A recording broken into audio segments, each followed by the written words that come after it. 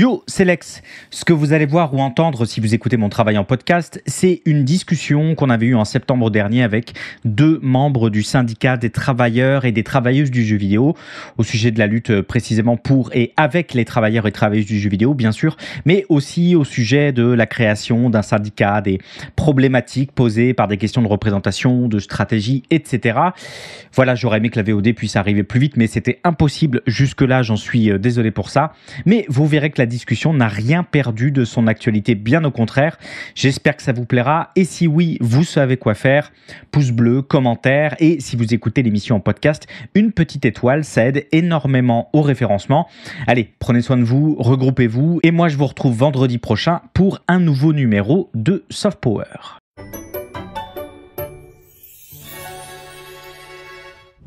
Bonjour à tous et à toutes, nous sommes sur Twitch, sur YouTube et sur toutes les plateformes de podcast.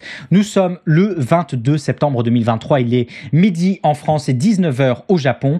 Il est également l'heure d'un nouveau Soft Power rencontre, ça faisait un petit moment. Soft Power rencontre, vous le savez, c'est ce format discussion après Soft Power, la matinale pop culture du vendredi 10h midi. Format durant lequel on se retrouve pendant 1 à 2 heures pour une rencontre sous forme d'entretien, d'échange avec des travailleurs et des travailleuses culturelles au sens large, des personnes qui gravitent autour de la pop culture et qui viennent ici nous en partager une vision différente. Après avoir reçu Benjamin Patino du collectif Bolchegeek pour nous parler de son livre Le Syndrome Magnéto, après avoir reçu Marvin et Vincent d'Autoculture pour nous parler Tokusatsu, après avoir reçu la mangaka Yamishin venue nous parler manga francophone et conditions de travail de celles et ceux qui font ces bandes dessinées, cette semaine, on reçoit dans Soft Power deux représentants du syndicat des travailleurs et des travailleuses du jeu vidéo. Nom de code Bobby et Yves, en référence à d'illustres grands noms du management du jeu vidéo, les meilleurs d'entre nous, comme on dit absolument nulle part. Syndicat des travailleurs et des travailleuses du jeu vidéo, STJV, qui ne se cache pas d'être un syndicat de lutte indépendant pour la défense des salariés et des freelances, des intermittents, des étudiants, des étudiantes, des streamers aussi et des streameuses, bref, de celles et ceux qui gravitent autour du jeu vidéo et qui le font. Vous savez à quel point depuis le début de Soft Power, on met précisément la lumière sur tous ces regroupements de travailleurs et de travailleuses culturelles qui font la pop culture et qui, ensemble, travaillent à impacter et à faire basculer le rapport de force. C'est donc avec grand plaisir que je reçois cette semaine Bobby et Yves qui vont venir nous parler de tout un tas de choses en rapport avec leur syndicat et ça tombe bien aussi parce que j'ai beaucoup de choses à leur demander et je ne doute pas que vous aussi. Branchez vos consoles de jeu, préparez vos pancartes, faites chauffer vos forces de travail. C'est parti pour découvrir ensemble de 1 à 2 heures le syndicat des travailleurs et des travailleuses du jeu vidéo. Les travailleurs et travailleuses de l'industrie du jeu vidéo font face à des conditions de travail difficiles et, comme dans les autres secteurs, subissent la domination patronale. Face au crunch, aux discriminations et au non-respect de leurs droits, le STJV constitue un pacte d'amitié, de solidarité et de défense mutuelle entre tous les travailleurs et travailleuses du jeu vidéo, en luttant pour les intérêts communs de toutes et tous.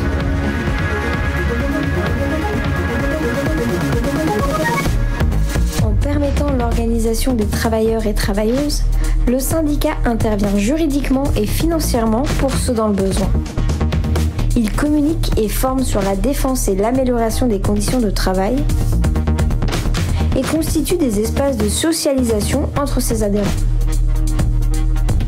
La politique du syndicat s'inscrit aussi dans un projet plus large de changement de la société, de rupture avec le système capitaliste qui entrave le progrès humain.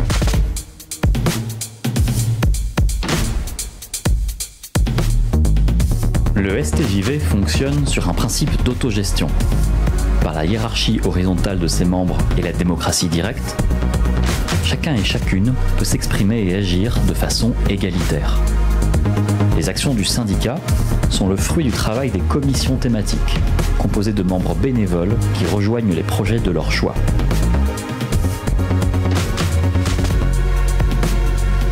Pour soutenir l'action du STJV, vous pouvez adhérer au syndicat. Vous pourrez ainsi, si vous le voulez, participer financièrement par une cotisation libre. Rencontrer et discuter avec d'autres travailleurs et travailleuses du secteur et apporter votre aide aux travaux qui vous intéressent. Pour plus d'informations, retrouvez-nous sur stjv.fr. Bobby et Yves, bonjour, vous êtes désormais en live, en direct dans l'émission. Comment ça va les gens ? Eh ben, ça va très bien. Merci de nous recevoir, on est très content d'être là. Bonjour à toi et à tout le monde dans le chat. Tout pareil que camarade Bobby. Camarades Bobby et Yves, je rappelle que c'est des noms d'emprunt, évidemment. Petite précision tout de même que je donne à tous les invités, vous faites ici comme chez vous. Si vous avez le chat sous les yeux et que quelque chose vous interpelle, vous n'hésitez pas à y répondre ou à mettre la question de côté, sachant que de mon côté aussi, dans la mesure du possible, je prendrai les questions pertinentes tout le long de la discussion et puis je mettrai de côté les autres pour la fin de l'émission pour y revenir dans un moment dédié si on a encore le temps à ce moment-là et si bien sûr, question il y a, ça vous va ? Ok, très bien. Très bien. C'est parfait les gens, on est parti pour discuter ensemble 1 à 2 heures. Je vous propose qu'on commence par une petite vidéo pour bien poser un peu le sujet. Un extrait très court et je vous reprends juste après. En 2017, sa création, est-ce que tu constates des difficultés à l'acte de se syndiquer dans ce milieu-là ? Je sais pas, peut-être c'est un cliché, plus individualiste ? Je sais pas. Je pense que c'était vrai pendant longtemps. Je pense que ça fait partie de ces milieux qui sont nés avec le néolibéralisme, grandis avec le néolibéralisme, et à qui on a dit vous êtes les gagnants du monde de demain, quoi. En fait, vous êtes les winners, vous allez rafler la mise, etc. Mais c'est vrai même dans l'informatique, tu vois. Oui, c'est la tech. Et en fait, aujourd'hui, tu as des gens qui découvrent. Alors, nous, on se considère pas que la tech, on est aussi culturel, et c'est important de le rappeler, mais en tout cas, c'est des milieux qui découvrent un peu aujourd'hui la lutte sociale, parce que c'est des gens qui se retrouvent à se dire mais en fait, on me parle de dialogue social depuis 10 ans et j'ai pas d'augmentation. Je voudrais qu'on commence peut-être par parler de ça. La première chose qui frappe lorsqu'on s'intéresse au syndicat des travailleurs et des travailleuses du jeu vidéo, c'est que c'est pas le premier syndicat à défendre des intérêts dans l'industrie, puisqu'on connaissait déjà le syndicat des éditeurs de logiciels de loisirs, fondé par le PDG d'Infogrames de l'époque, Bruno Bonnel. On connaissait aussi le syndicat national du jeu vidéo, un bien joli nom pour ce que le journal L'Humanité avait décrit et que vous avez décrit également comme le MEDEF du secteur. Mais le STJV, c'est le premier syndicat français qui part vraiment du point de vue, tout est dans le nom, des travailleurs et des travailleuses du jeu vidéo, même si j'entends qu'on a aussi la branche jeu vidéo de Solidaire Informatique qui fait partie de l'Union syndicale solidaire, mais qui me semble être sur un créneau un tout petit peu différent. Ma première question, c'est donc la suivante, c'est une question historique. Le syndicat a été créé en 2017. Qu'est-ce qui, à ce moment-là, précisément, joue pour vous le rôle de déclencheur ? Qu'est-ce qui vous amène matériellement, à ce moment-là, à cette époque-là, à envisager puis à lancer la constitution du syndicat ? Effectivement, la création, c'est en septembre 2017. C'est quelque chose qui a demandé pas mal de travail de préparation préalable. Si on remonte au moment où l'idée a commencé à vraiment germer et se mettre en place, il faut qu'on remonte un peu 1 an en arrière, en fait, en 2016, quand on commence à avoir les lois travail, la montée fulgurante de Macron. À ce moment-là, il y a pas mal de gens qui commencent à sentir que on va se retrouver à faire face, comme tout le monde, à des attaques contre les droits sociaux et tout ça qui vont probablement s'intensifier et se rapprocher dans le temps. Avec en rétrospective, c'est effectivement ce qui s'est passé. Ça, plus le fait que, comme tu l'as dit, il y avait vraiment aucun moyen de représentation ou de défense ou d'entraide qui existait dans ce milieu. Il y a un certain nombre de gens, principalement de studios parisiens, de studios de développement, qui se sont dit qu'est-ce qu'on fait ? Là, on sait très bien qu'il y a plein de problèmes dans environ toutes les boîtes, les histoires d'horreur des collègues, des amis et tout. Tout le monde en connaît, quoi. C'est vraiment monnaie courante. Donc, qu'est-ce qu'on fait pour réagir à ça et pour un peu reprendre en main notre défense, notre travail, nos conditions de travail et ce genre de choses. Avec cette réalisation un peu du moment politique, on va dire, et le fait que après les lois travail, on arrive sur l'élection de Macron en 2017. Là, il y a vraiment eu une accélération sur la volonté de se constituer un syndicat. Et ça aboutit en septembre, après quelques mois de délibération, de discussion, de conception, de débat sur la forme que prendrait un syndicat, comment on va faire, qu'est-ce qu'il faut faire, comment on s'organise, qui on est, comment on se définit et tout ça. Faut que je le rappelle un petit peu, 2016-2017, c'est la période de montée de Macron, c'est le moment où on parle beaucoup de contrats de projet. Vous vous souvenez, c'est le contrat de travail qui permet d'embaucher un salarié pour la durée d'un projet défini sans préciser de date de fin. Donc à ce moment-là, on voit tous très bien où ça va dans le monde du jeu vidéo et ce qui va pouvoir en être fait, quoi. Et c'est aussi la période des ordonnances Macron, avec l'idée que les accords de branche vont obtenir un rôle plus actif et du coup que ça implique a priori plus de regroupement, la nécessité de regrouper des salariés pour pouvoir négocier à tel niveau et engager des rapports de force conséquents sur les lieux de travail, quoi. C'est ça, parce qu'il y a un peu une volonté du côté des pouvoirs publics, du gouvernement, d'aller vers aussi un recentrage des différentes branches. C'est pas dans l'air du temps de créer des nouvelles branches et tout ça. Ça, c'est un truc qui nous concerne pas mal dans le jeu vidéo parce que nous, on dépend pas vraiment. Le statut est super flou en fait. On n'a pas de branche vraiment attitrée. Dans les faits, on a une bonne grosse moitié des entreprises qui sont dans la branche des bureaux d'études et tout ce qui regroupe un peu informatique et tout ça. Mais c'est pas quelque chose qui nous satisfait parce que comme on l'a vu dans l'extrait que tu viens de passer, nous, on se définit aussi pas mal par le côté culturel de ce qu'on produit, du jeu vidéo. Et on pense que c'est pas suffisant d'approcher uniquement par le prisme de l'informatique ou du bureau d'études qui, en fait, bureau d'études, ça n'a pas grand-chose à voir avec créer des jeux vidéo. Enfin, c'est en réaction à ça aussi. Il y a un contexte qui est effectivement assez important là-dessus. Du coup, vous vous lancez en 2017. On peut se souvenir qu'au moment de votre apparition, il y a Muriel Pénicaud, alors ministre du Travail, qui vous avait comparé à un parti politique anarchiste, ce qui fait un petit peu mal à la tête quand on essaye d'y réfléchir un peu quelques secondes. On vous traitait de paléo-marxiste, vous avez eu le droit à tout un tas de sobriquets. Ce que je voudrais pointer du doigt, c'est surtout, sans avoir été spécialement surpris par ailleurs, compte tenu de la structuration de l'industrie du jeu vidéo, c'est que vous avez rencontré tout de suite une opposition frontalement politique, évidemment, bien sûr, avec Muriel Pénicaud, avec Denis Masseglia, député LREM, qui disait il faut pas stigmatiser l'industrie. Vous avez aussi rencontré des oppositions directement de la part des autres syndicats du jeu vidéo, sans trop de surprise là non plus par ailleurs. Vous avez surtout rencontré une opposition de certains studios de jeux vidéo, principalement par le truchement de leurs effectifs, des postes décisionnaires, ce qui m'amène du coup à deux questions. Je résume. Comment est-ce qu'on se construit en tant que syndicat des travailleurs et des travailleuses du jeu vidéo quand on est autant sous la pression tout de suite d'une industrie au rapport de force déjà très déséquilibré et ça depuis le début, et ce qui vous amène à rencontrer instantanément toutes les oppositions de la Terre.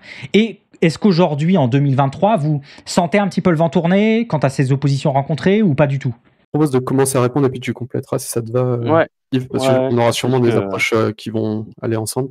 À mon avis, mon avis, mais l'avis aussi de beaucoup de camarades, ce qu'on constate, c'est que pour nous, la première étape vraiment très très importante de la fondation, mener et gagner une bataille dans le discours et dans la perception du travail, en fait. Le premier truc, c'est d'arriver à montrer et être d'accord avec les collègues que, en fait, peut-être et sûrement qu'on aime les jeux vidéo, on adore les jeux vidéo, notre travail nous intéresse beaucoup, mais ça reste un travail. Donc, démonter en fait ce côté métier passion qui est évidemment largement utilisé et abusé par les entreprises pour retirer toujours plus d'heures de travail, des salaires faibles, etc. aux gens qui vont bosser chez eux. Et si on se rend pas compte de ça, en fait, on adhère au discours de on est tous dans le même bateau, c'est une grande famille, on fait un jeu, c'est difficile, mais on est tous ensemble. Alors que, en fait, il y a des gens qui se crèvent à la tâche et puis il y a des gens qui sont sur leur Excel 1 heure par jour et qui gagnent 10 fois le salaire. Actuellement, on peut pas dire que c'est la même chose et que les gens mettent le même investissement dedans. Ça, c'est historiquement, c'est pas mal caché ou mis de côté par tout ce qu'on résume sous le nom de métier passion. On a besoin de ça en fait pour arriver à se constituer et avoir une analyse en fait qui regarde les choses en face sur comment ça se passe dans la réalité véritable et qu'est-ce qu'on fait du coup pour l'améliorer. La tâche peut-être la plus importante et la première qu'on a eue en tant que syndicat, sachant que évidemment quand on commence, on est petit, il n'y a pas beaucoup de gens, on n'est pas connu, donc on doit arriver à se faire connaître des collègues, ce qui n'est pas forcément évident. Donc ça passe par les réseaux de connaissances, ça passe par arriver à parler un peu dans la presse, ce genre de choses. Et pour ta deuxième question, on a effectivement l'impression que ça commence quand même à pas mal changer. On sait qu'on est vachement plus connu maintenant qu'il y a 5 ans, donc c'est assez logique. On identifie un changement en fait dans le discours public et les débats qui peuvent traverser l'industrie et les gens qui travaillent dedans. Là où, par exemple, deux exemples assez frappants, c'est le crunch et les violences sexistes au travail. C'était quelque chose qui était vaguement un sujet médiatique avant qu'on existe. Enfin, on se souvient peut-être des histoires de l'affaire des épouses de EA qui avaient poussé un cri d'alarme, mais voilà. C'était des choses qui arrivaient peut-être une fois tous les 2 ans, principalement à l'étranger, pas spécialement en France, comme des phénomènes un peu indépendants. Ça ne tenait pas dans la durée et c'était pas vraiment conscientisé comme quelque chose de généralisé partout. Là maintenant, on voit en fait dans la presse, dans le relais médiatique qu'on arrive à obtenir, que ces sujets ils sont associés en fait directement au domaine du travail dans le jeu vidéo maintenant. Vraiment quelque chose qui est, je pense, un peu acquis par tout le monde. C'est des sujets médiatiques. Là où précédemment, dans la presse en ligne ou papier, quand on entendait parler du jeu vidéo, c'était principalement pour les grosses sorties ou telle sortie française, Cocorico, tout ça. Maintenant, on a systématiquement en fait un encart sur ah bah oui, attention, ce studio, il a été critiqué pour faire du crunch, tout ça. On a eu aussi il y a 3 ans les grands scandales de harcèlement et d'agression sexuelle à Ubisoft, qui est pas du tout un phénomène qui se limite à Ubisoft, mais bon, là, comme c'est Ubisoft qui est le premier employeur mondial, qui est un géant français, etc., ça a d'autant plus d'ampleur. Ben, pareil, en fait, c'était pas quelque chose qui était largement connu et médiatisé précédemment. Et maintenant, c'est plus possible de l'ignorer, ce sujet. Et donc, c'est plus possible de l'ignorer à la fois dans les médias, dans le public, mais aussi à l'intérieur des entreprises et parmi les gens qui travaillent dedans. Ouais. Quelque chose à ajouter, non? Ouais. Ouais, pour à la fois sur la première question, moi il y a un point, je pense, qui est intéressant à soulever. Ça a été notamment un des choix fondateurs au début du syndicat, où il y a eu des discussions forcément pour savoir si le syndicat allait se rattacher potentiellement à une structure syndicale existante, avec la puissance que ça peut donner en termes de structure, mais aussi les inconvénients potentiellement de prise de décision ou autre. Et une des raisons qui ont fait que le STJB n'est pas allé dans ces structures, que ce soit CGT ou même Solidaire ou autre, ça a été que ne pas rentrer dans une structure et avoir une étiquette qui était un peu vierge de tout cliché et de tout préjugé permettait plus facilement potentiellement d'approcher certaines personnes qui pourraient avoir une réticence au syndicalisme avec tout le discours anti-syndical qu'on a eu ces 10-20 dernières années. Donc ça aussi, c'est un choix qu'on pourrait dire stratégique qui était important pour comment on va parler à des gens en essayant de ne pas les faire fuir, tout en se disant que malgré tout, l'idée, c'est qu'au final, il y a une certaine idéologie derrière radicale, certaines idées qui prennent. Et ça, c'est toujours un équilibre assez complexe à trouver. Et on pourra potentiellement en discuter un peu plus loin dans l'interview, certains points, que ce soit si on revient sur les retraites ou autre. Et pour revenir sur le côté, est-ce que ça bouge?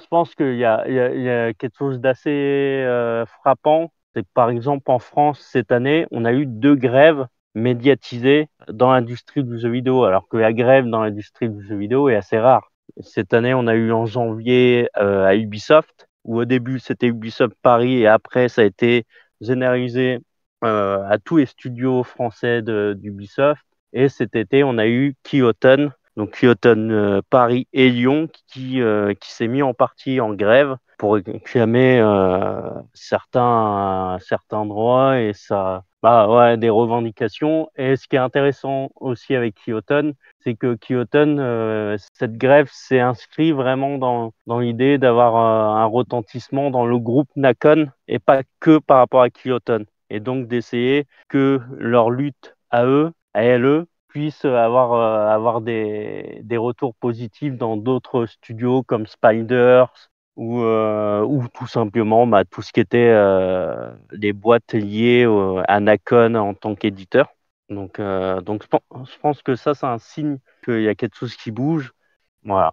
Pour rebondir sur ce que tu dis, c'est vrai qu'il y a eu longtemps quand même cette image que dans l'industrie du jeu vidéo, c'était peut-être que plus que dans d'autres milieux culturels, on faisait pas de politique, ou en tout cas on évite d'en faire, d'en parler, puisque du coup votre syndicat repose en partie à contrario sur le fait de réintégrer du politique sur tous ces lieux de travail. Est-ce que, comme tu en parlais déjà un petit peu, est-ce que vous rencontrez encore régulièrement de la friction avec des travailleurs et des travailleuses? Voilà, comme tu le disais, il y a des années, des décennies de politique anti-syndicale. Comment est-ce qu'on fait pour convaincre in situ des gens sur les questions politiques, sur la nécessité de se regrouper, etc. Comment est-ce que vous bossez là-dessus? Il y a toujours de la friction et il y a toujours, je pense, des gens qui seront opposés et que en fait on ne pourra pas convaincre. C'est pas non plus notre objectif d'arriver à avoir 100% de gens qui soient d'accord, parce qu'on sait très bien que ça va pas, ça risque pas trop d'arriver. Mais donc la logique qu'on a, c'est d'être assez simple en fait, c'est de pas aller torser auprès des gens et d'être relou et de venir pinailler sur tous les petits trucs en espérant que ça va d'un coup provoquer un accès de conscience et d'énervement et de radicalité chez les gens, parce que c'est pas comme ça que ça marche. On essaie d'avoir plus comme approche, c'est de être présent, avoir un discours qui est pas politisé de manière caricaturale, on va dire, mais qui est quand même droit dans ses bottes et qui est accessible si les gens ont des questions ou veulent venir en parler ou ce genre de choses. Si ça prend chez les gens, tant mieux.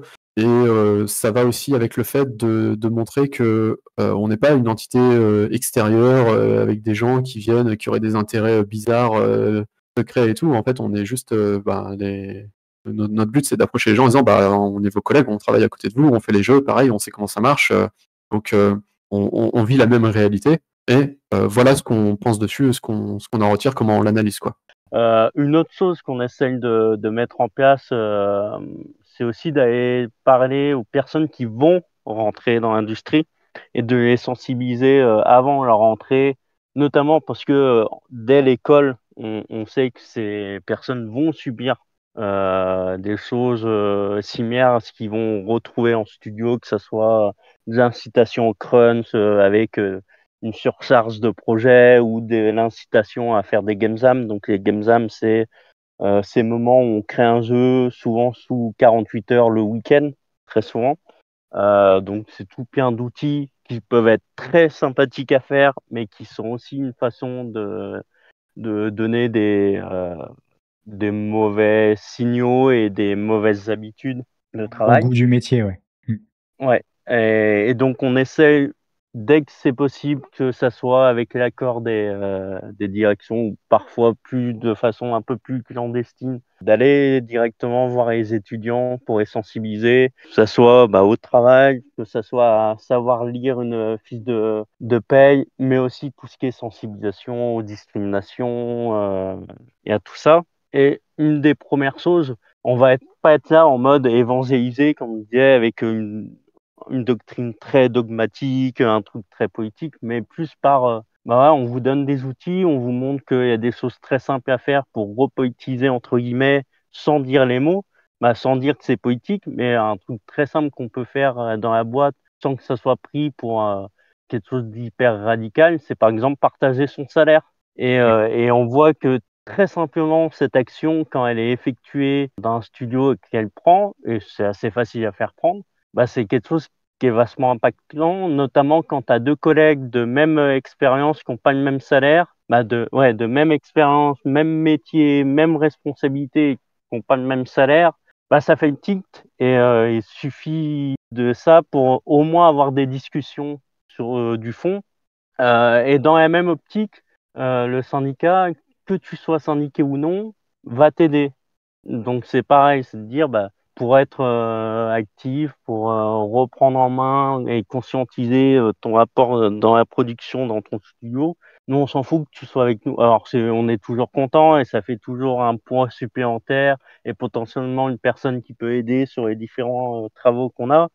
Mais l'essentiel, c'est qu'on puisse créer une solidarité entre travailleurs et travailleuses, quel que soit si tu es syndiqué ailleurs, si on peut travailler ensemble et si c'est cohérent, on le fait. Si t'es pas syndiqué mais sympathisant, on le fait. Si on peut t'aider, on le fait aussi. Voilà. Et je pense que vraiment, une des choses essentielles, c'est de ne pas être dans le discours, comme on disait, et de prouver par ce qu'on fait que ça marche et qu'il y a des choses à changer et que le rapport de production est pas bon et par rapport aux intérêts du patron et des employés. Et donc, plutôt convaincre par le faire que autre chose. Et à mon avis, c'est beaucoup plus efficace et moins clivant comme approche. Ça, c'est votre approche. Il y a, je ne sais pas si vous allez pouvoir donner un petit peu des pistes de réflexion, mais il y a besoin dans le chat qui dit voilà, moi, c'est quelque chose que j'ai très envie de faire à mon travail, de partager mon salaire, de pouvoir lancer éventuellement une discussion, comme tu le disais. Mais je ne sais pas du tout comment aborder ça. Est-ce que vous avez des pistes de réflexion pour ça? Comment vous le faites? Bah, peut-être que Bobby, t'as peut-être vécu une calme, il me semble. Ouais, bah, on peut donner des pistes, effectivement. Après, comme j'imagine vous vous doutez, c'est pas une recette exacte et ça va dépendre de la situation de chacun, comment on s'entend avec les collègues, etc. Évidemment. Bon, il n'y a rien de sorcier, hein, je pense que c'est assez simple. Faut peut-être identifier si déjà il y a des collègues avec qui on se sent un minimum proche ou on a l'intuition que ça va pas être quelque chose qui va les braquer. Ça, c'est la première chose, c'est aller avec des gens où on se sent un peu OK pour discuter de ça. C'est quelque chose qui peut se faire pas trop difficilement à la machine à café ou dans les pauses ou sur le retour, si on rentre un peu, si on fait un bout de chemin avec quelqu'un ou ce genre de choses. Peut-être que le faire en dehors des locaux, c'est aussi peut-être une petite astuce qui peut rendre ça moins impressionnant et où la personne aurait moins l'impression de transgresser quelque chose. En sachant qu'il y a bien sûr évidemment aucune interdiction ou quoi que ce soit à partager son salaire, hein. C'est une information que vous avez sur votre contrat, que vous en faites ce que vous voulez, quoi. Ce qui se passe souvent quand on essaye de publiciser ça un peu plus, d'en parler publiquement au sein de la boîte ou quoi, on peut avoir les employeurs qui vont dire: «Ah mais faites pas ça s'il vous plaît, nous on n'a pas le droit de diffuser ces informations parce que c'est des données confidentielles et on peut pas le faire à la place des gens et tout». Oui, c'est vrai, mais personne ne leur demande à eux de diffuser les salaires des gens. Par contre, quelque chose qui est sur le volontariat des personnes, il y a aucun problème et ça peut prendre, si ça marche bien, ça peut aussi prendre la forme d'un tableur ou quoi que les gens se partagent où chacun chacune met son salaire. On peut se comparer suivant l'expérience, le métier, souvent le genre qui joue en fait. C'est assez courant en faisant ça qu'on se rende compte que c'est pas un homme et une femme qui font le même métier, qui ont la même expérience et que la femme elle est moins payée de manière plus ou moins conséquente. C'est ultra classique aussi. Mais c'est effectivement, je vois que tu dis dans le chat, j'ai l'impression de transgresser un interdit, un tabou. Bah ouais, c'est vrai qu'il y a pas mal ce sentiment-là. C'est super utile d'aller contre et de normaliser ça. Il y a plein d'endroits où ça se fait, c'est juste qu'on n'est pas forcément au courant. Pas quelque chose de compliqué une fois qu'on a passé le pas. Ok. Ouais, et puis après, c'est aussi un bon moyen quand on a fait ce petit listing, d'aller voir si ça correspond, quand on la connaît et quand on a accès, si ça correspond à la grille de salaire. Bon, c'est souvent une grande histoire pour essayer d'obtenir les grilles de salaire si on n'a pas de convention collective, mais c'est toujours intéressant d'aller gratter. Et s'il y a absence de grille de salaire, justement, ça permet d'avoir une grille de salaire non officielle au sein de la boîte et qu'on peut se partager entre employés. Écoutez, je vous propose qu'on glisse un petit peu, parce que là, on a un peu parlé des oppositions, des frictions que vous pouvez rencontrer, mais la vérité, c'est aussi que ces dernières années, vous avez aussi rencontré des relais quand même. On vous a vu au début de l'année avec la branche jeux vidéo solidaire informatique. On vous a vu également travailler de concert avec la Game Workers Unite, dont j'ai déjà parlé dans la matinale. Comment est-ce que vous vous articulez avec ces autres syndicats nationaux, d'abord spécialisés ou plus généraux, hein, puisque je sais que vous avez aussi des liens avec la CGT, que vous avez déjà partagé certains autres mouvements, hein. Je passe notamment à votre soutien affiché aux 22 mois de lutte acharnée des femmes de chambre de l'hôtel Itis Batignolles, qui avait par ailleurs obtenu gain de cause. Et je sais que vous avez aussi des liens internationaux, hein, avec les sections internationales de Game Workers Unite. Comment vous bossez avec elles? Comment vous bossez avec eux? Comment vous décidez des rapprochements que vous faites ou que vous ne faites pas? Alors c'est très variable. Comme la vidéo qu'on a vue au tout début explique, au syndicat, on marche sur des commissions et on a notamment certaines commissions qui sont beaucoup plus spécialisées par rapport à ces questions-là. Donc on en a 2 grosses, il me semble. Tu me diras si je dis des bêtises, Bobby. Mais d'un côté, on a l'interorga qui a dû changer de nom récemment. Mais l'idée, c'est justement que c'est cette commission qui va gérer les prises de contact quand il y en a, que ce soit avec des partis politiques, avec des syndicats ou autres. Et il me semble qu'on a une commission vraiment liée à Interorga international, ou en tout cas, on a des personnes qui sont plus spécialisées, si on n'a pas de commission, dans les commissions Interorga, qui sont spécialisés par rapport à la question de Game Worker Unite, mais qui est un sujet un peu vague parce que ça a changé de nom et autres, et je ne sais plus qu'est-ce qui est public ou non. Donc j'avoue ne pas avoir toutes les clés en main pour en parler davantage, mais en tout cas, il y a des liens assez importants qui se font et des échanges.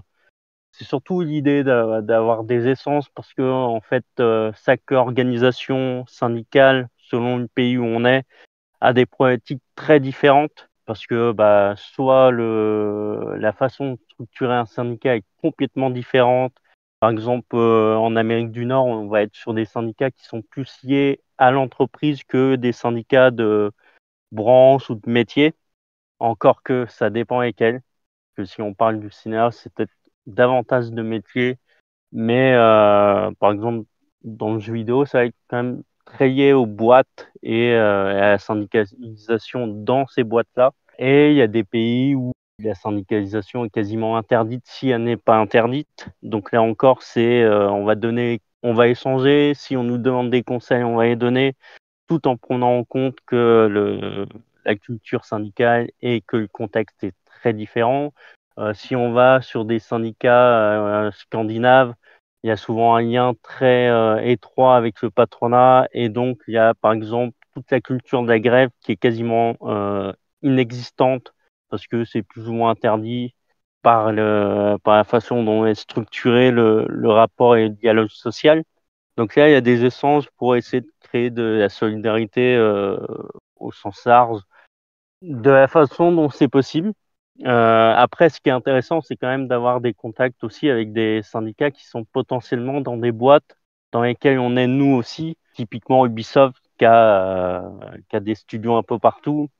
Là, c'est un vrai intérêt d'échanger, notamment pour voir si on a des problèmes systémiques dans toute la boîte et dans tous les studios.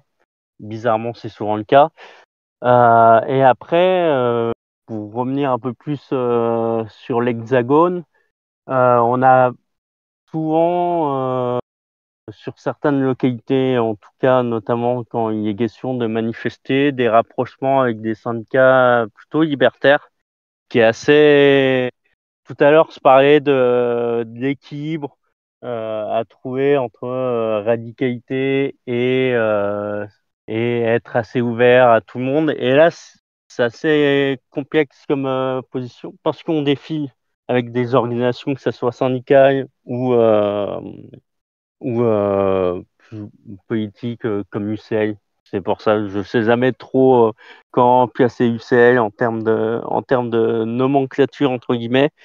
Donc, ils sont libertaires, qui ont une certaine culture radicale.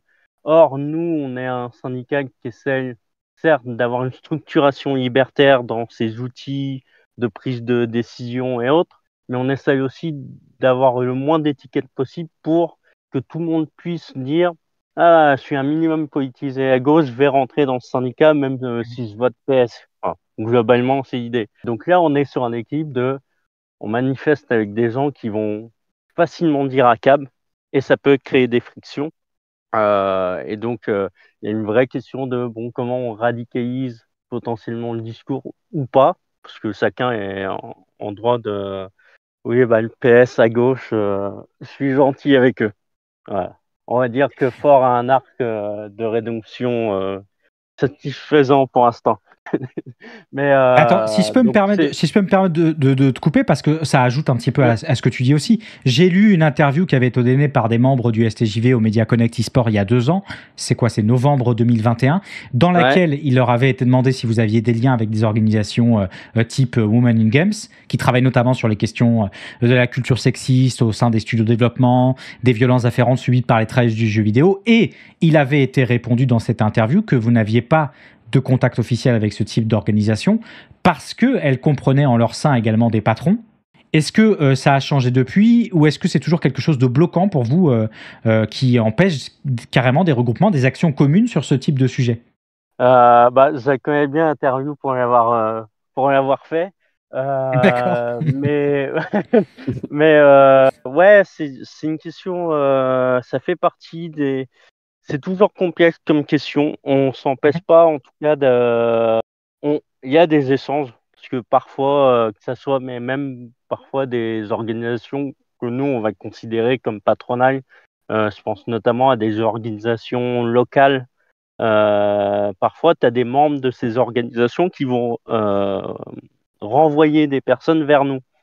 Donc, il y a des échanges, mais il y a très, très rarement, voire pas du tout, de création d'événements ou d'organisation, parce qu'il y a ce problème en effet, de rapport à la question des intérêts de chacun et de chacune, et particulièrement par rapport au Money Game, mais ça va pas empêcher zéro échange. S'il y a un échange qui est cohérent et bénéfique, et si on nous dit bah on a une personne qui a besoin d'aide sur tel sujet et on pense que vous êtes mieux placé, bah qu'importe d'où ça vient, on va aider.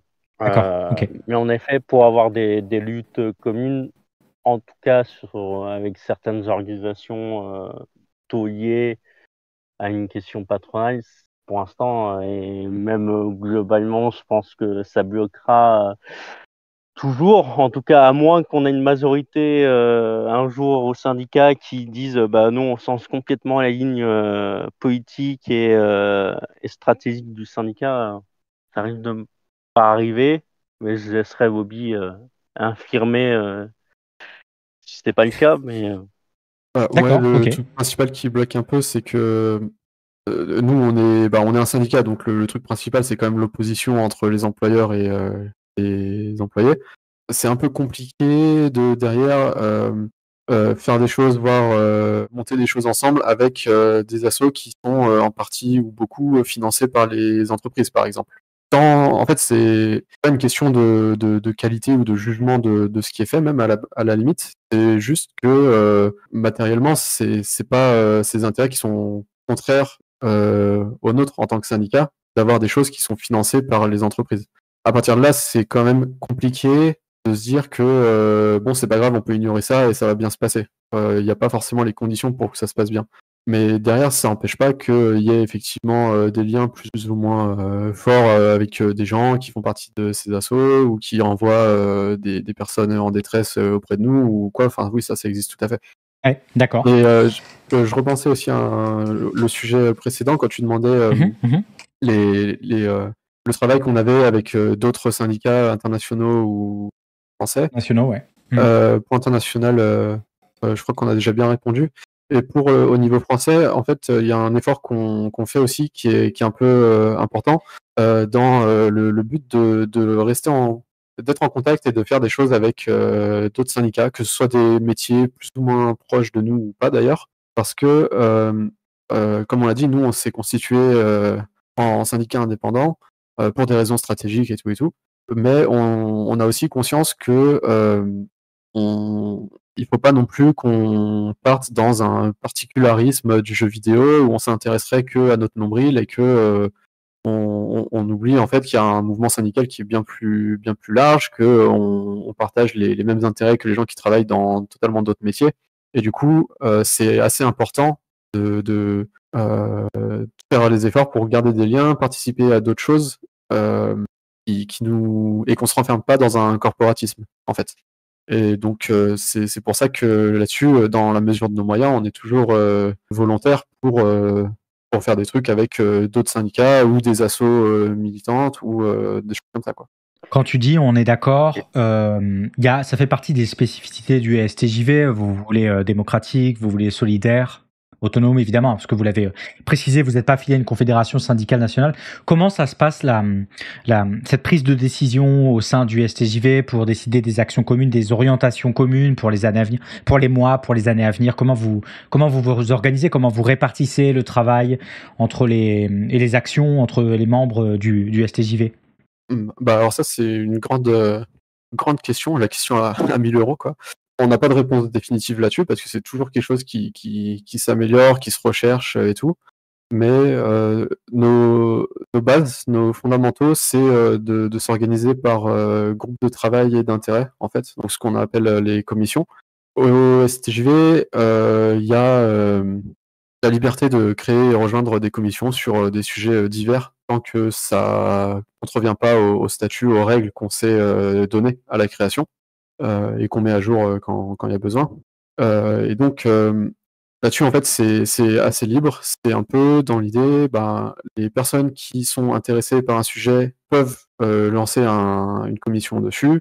Et après, si tu veux avoir ton mot à dire, si tu veux participer aux décisions sur ces sujets, si tu veux participer au travail syndical et tout, eh ben, tu rejoins la commission et là, tu es intégré dans le groupe qui est légitime en fait à travailler sur ça. L'idée là-dessus, c'est de pas tomber dans ce que nous on considère être un peu un piège de l'Assemblée générale permanente où il faudrait demander l'avis à tout le monde sur chaque sujet en permanence. Parce que déjà de une, c'est pas vraiment faisable en pratique, parce que bon, tout le monde a ses propres activités, contraintes et tout, qui font que t'es pas en permanence disponible pour voter sur un truc ou je sais pas quoi. Et aussi, c'est pas vraiment possible de toujours fournir le niveau d'information et de contexte nécessaire à prendre une bonne décision à tout le monde. Par exemple, s'il y a un sujet où il faut faire un choix sur comment on va communiquer sur tel truc, par exemple notre baromètre ou je sais pas quoi, on n'a pas envie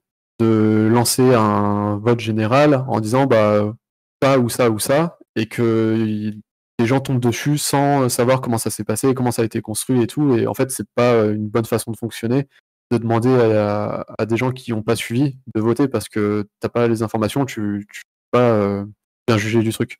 Et donc, on se repose plus sur le fait que ce sera les gens qui seront en activité sur un sujet qui vont plus donner l'orientation, tout en gardant le côté démocratique de c'est le droit de tout le monde de rejoindre et de venir et de participer. Et de ne serait-ce que suivre ou vérifier ce qui se passe et d'intervenir si on n'est pas d'accord. Ouais, je vois. Donc ça, c'est pour le côté plus micro, on va dire. Et pour le côté macro des grandes orientations du syndicat, alors qu'est-ce que c'est nos buts principaux à plus ou moins long terme et tout ça. Là, c'est assez classique. On a quand même le fonctionnement d'Assemblée générale, donc qui comprend toutes les personnes adhérentes et qui est réunie au moins une fois par an, où là, il va y avoir des décisions qui vraiment concernent tout le monde et qu'on peut pas trop faire pas en douce, mais sans informer tout le monde. Donc ça va être plus ce qui concerne éventuellement l'orientation générale. Est-ce qu'il y a des grands axes très importants qu'on veut décider à ce moment-là ou pas? Ça peut être les modifications de nos statuts, donc les règles de fonctionnement qui définissent comment on s'organise en pratique, qu'est-ce qu'on fait. Ça, c'est décidé à l'Assemblée générale. Voilà, en gros, je crois que j'ai fait un peu le tour. Après, c'est peut-être des trucs un peu tout petits, mais aussi toute la question de quand on nous rapporte des problématiques, notamment de potentiellement agression ou autre d'un camarade, ça peut être au CA de statuer et d'enquêter sur la question de qu'est-ce qu'on fait avec les retours qu'on a. C'est vrai qu'on a un fonctionnement aussi où on n'a pas de porte-parole, c'est pas un poste en fait, par exemple. On n'a pas de porte-parole dédié ou quoi. C'est quelque chose que tout le monde au syndicat peut prendre comme charge sur des sujets où la personne est impliquée. Et donc là-dessus, on a un fonctionnement par ce qui s'appelle des mandats impératifs. Donc c'est que en gros, la personne qui veut intervenir, donc comme on le fait là aujourd'hui par exemple, nous on est allé dire voilà, on voudrait un mandat de porte-parole pour intervenir dans le stream de Lex-Tutor. On va parler de ça. Ce sera à cette occasion-là. Donc on dit est-ce que c'est quelque chose qui va durer longtemps, c'est à quelle occasion, de quel sujet on va parler en gros. Et ça ensuite, il y a juste une vérification que effectivement c'est pas contraire au statut, qu'on va pas venir raconter n'importe quoi à des gens pas recommandables et tout ça. Et donc c'est juste dans l'idée de permettre en fait à tout le monde de s'impliquer et de prendre la parole pour le syndicat avec un contrôle démocratique en fait. Est-ce que le fait que vous privilégiez assez souvent dans vos interventions l'anonymat ou le pseudonymat, c'est quelque chose qui a un lien avec ça? Est-ce que vous le faites uniquement pour des raisons de sécurité ou est-ce que vous le voyez justement comme un outil politique également? Il y a un peu de tout ça. Je pense que ça varie beaucoup du contexte et des personnes aussi. Mais il y a à la fois une question pour certaines personnes de sécurité, parce que en effet, ça permet de garder une identité plus ou moins vague de qui parle. Ouais, éviter de donner des infos tout simplement, typiquement au FAF ou aux fachos, souvent les mêmes. Mais en effet, il y a aussi une question de ne pas avoir de personnalisation de la parole du syndicat. On a eu des exemples, alors je sais pas, c'était peut-être pas au tout début du syndicat, mais à un moment où on a eu un camarade qui a intervenu peut-être une ou deux fois dans des émissions, notamment à visage découvert. Et c'est un camarade qui parle plutôt bien et tout. Et on a eu notamment assez régulièrement des personnes à un moment dire ah, on voudrait bien que tel camarade vienne parler. Du coup, ça a posé une problématique de non, c'est pas comme ça qu'on marche et c'est pas ce qu'on veut pour le syndicat. Parce que c'est le groupe qui parle plus que le reste. Il y a aussi un côté peut-être parfois, même si je pense que c'est vraiment un détail, mais un peu du folklore de gauche, des fois d'avoir des pseudonymats et d'une certaine culture.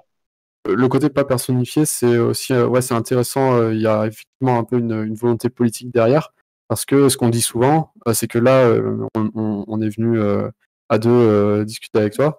Mais en fait, ce qu'on dit, même si on le dit avec nos mots et tout, on l'invente pas sur le tas. En fait, c'est quelque chose qui est un peu préparé en amont. Quand on va faire des prises de parole publiques, des interviews, des choses comme ça, on essaye de le préparer justement en mission avec les gens qui s'intéressent à la communication publique, par exemple. On prévoit un peu, ok, alors de quoi veut parler la personne qui nous interviewe, qu'est-ce qu'on va répondre, quel sujet on veut placer, comment on veut aborder ça, et ce genre de choses. Et ça nous permet d'avoir quelque chose de, on espère, assez solide dans notre discours, ou que avoir tout le temps les mêmes personnes, ça évite de créer des gens qui sont spécialistes de un sujet et qui vont petit à petit, et pas volontairement, mais par la force des choses, devenir la référence et en fait empêcher en quelque sorte d'autres personnes de participer. Parce que s'il y a toujours la même personne qui devient porte-parole et tout, c'est ah bon on va lui demander d'intervenir et puis personne ne peut le faire à sa place parce qu'après tu as trop d'importance qui est mise sur une seule personne et c'est ça qu'on veut éviter aussi au passage. Ça m'amène à une petite question quand même sur votre présentation. J'ai une question qui fâche un petit peu. Le syndicat s'appelle le syndicat des travailleurs et des travailleuses du jeu vidéo. Vous mettez clairement en avant la mixité de votre démarche et je pense qu'on est tous et toutes d'accord pour dire au moins ici qu'elle est plus que la bienvenue. Et en même temps, aujourd'hui, sauf erreur de ma part, vous êtes deux hommes et pour avoir feuilleté pas mal d'interviews papier ou vidéo, c'est souvent des hommes, ou en tout cas des pseudos d'hommes qui sont empruntés pour représenter, ou en tout cas pour parler du STJV. Comment est-ce que vous vous positionnez par rapport à ça? Ou est-ce que c'est une vue de l'esprit de ma part? Est-ce que la représentation du syndicat elle est tributaire aussi de celle de l'industrie du jeu vidéo? Qu'est-ce que vous en pensez? Comment vous vous positionnez là-dessus? Ouais, toi, vu le sujet, ça me trottait justement en tête de l'aborder. En effet, c'est une question assez épineuse. On est forcément, en tant qu'organisation du jeu vidéo, en effet, tributaire, entre guillemets, de la constitution sociologique du domaine, mais ce qui n'est pas une excuse pour ne pas avoir de représentation plus diverse. Du coup, c'est un vrai équilibre à trouver entre le fait que on ne veut pas mettre de pression sur les femmes ou personnes de genre marginalisé. On va pas pousser quelqu'un qui veut pas ou qui a peur d'être mis sur le devant de la scène par peur de subir de la discrimination. On va pas les pousser à le faire. On veut pas d'avoir d'effet de tokenisation.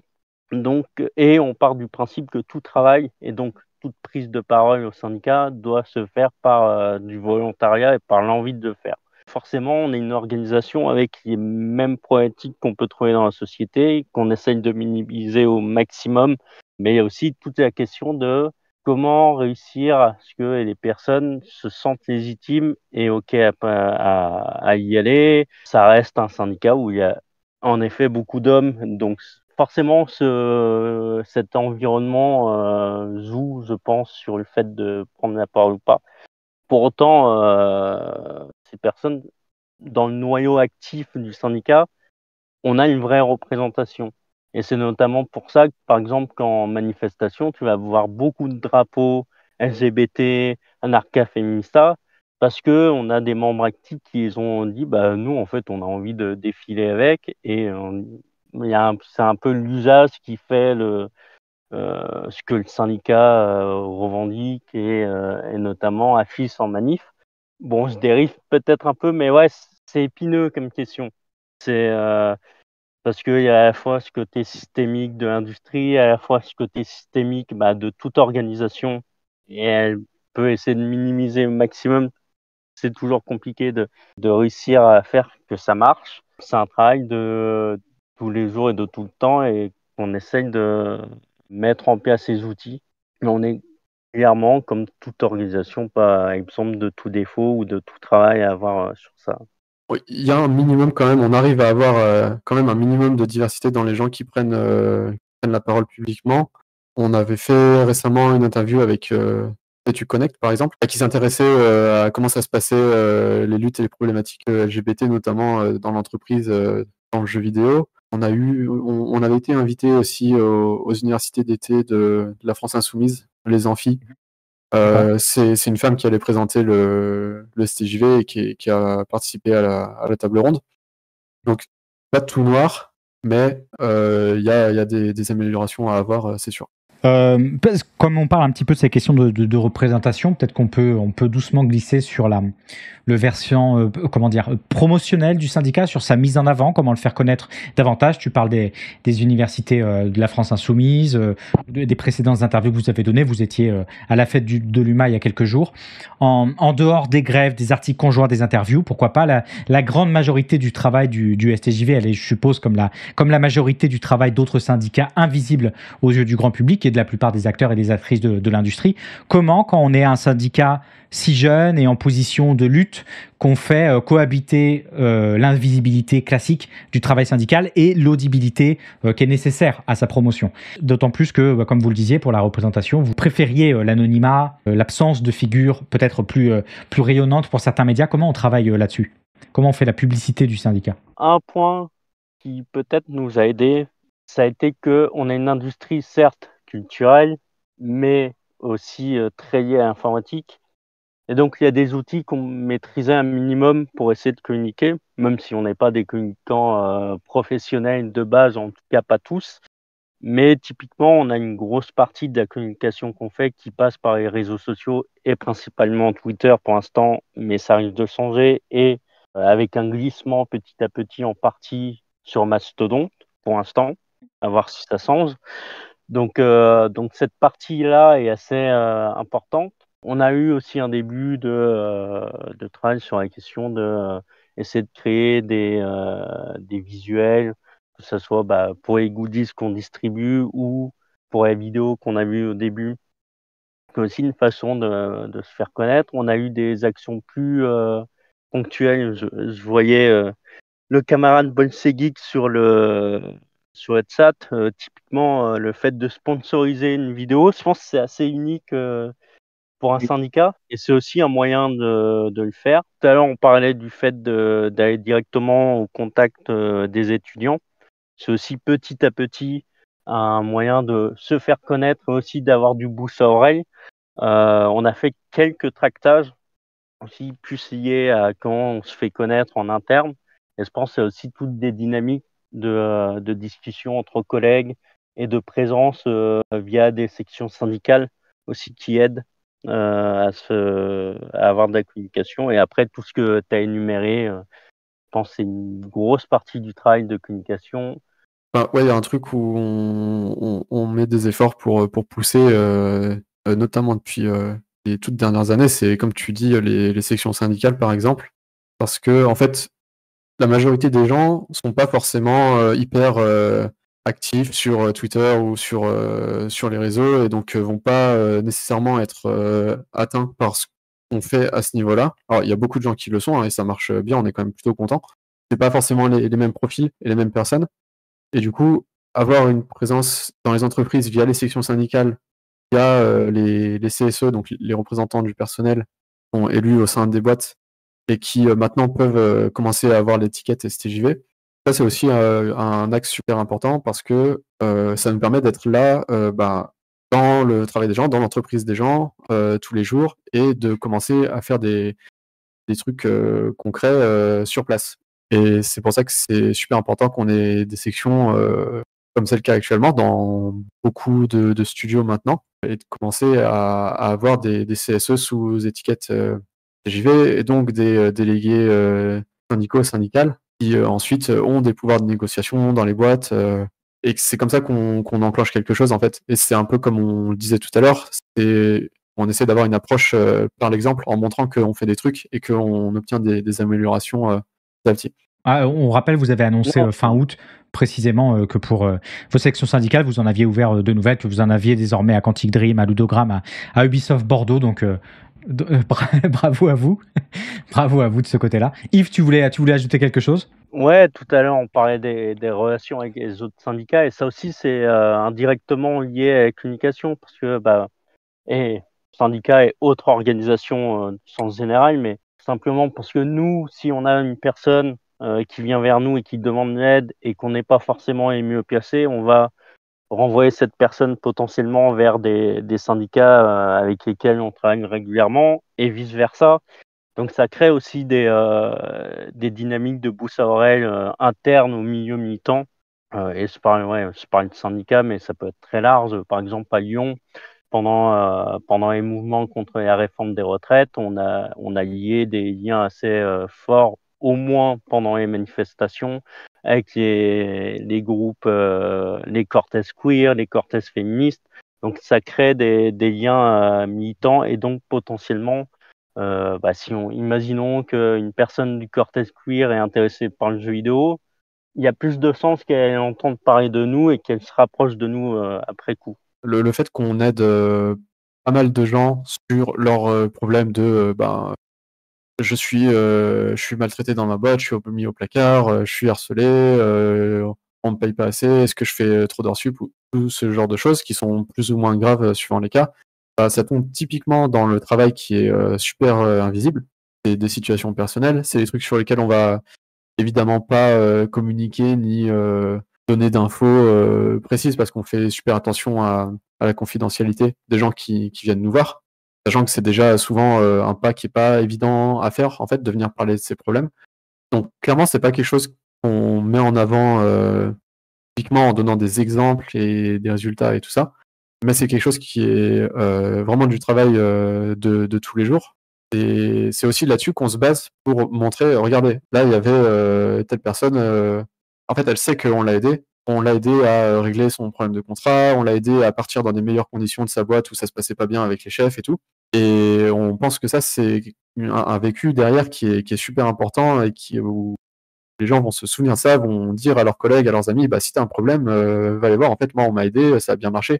C'est comme ça que petit à petit, on montre que on est là, on est présent, on est là pour créer de la solidarité. S'il y a besoin de faire des frais juridiques ou je sais pas quoi, on peut faire, c'est à ça que se sert le syndicat.